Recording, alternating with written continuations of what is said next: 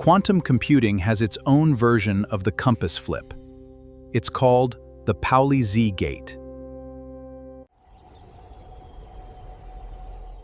Unlike some quantum gates, the Pauli-Z gate doesn't move the qubit between 0 and 1.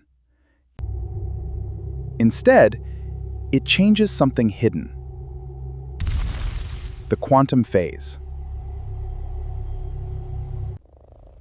The mathematics is surprisingly elegant.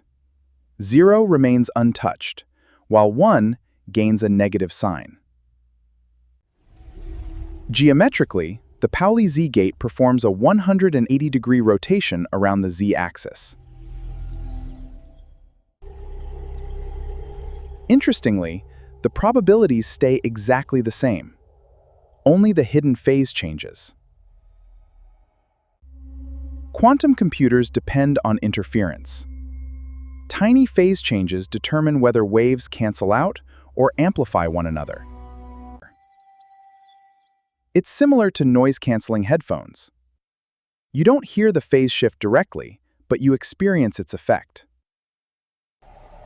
Today's quantum processors use phase operations, like Pauli-Z, to guide computations with extraordinary precision.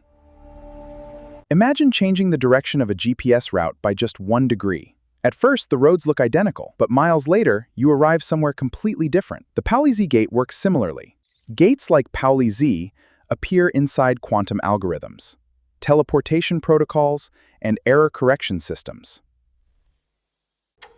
That simple compass from 1820 hinted at something profound.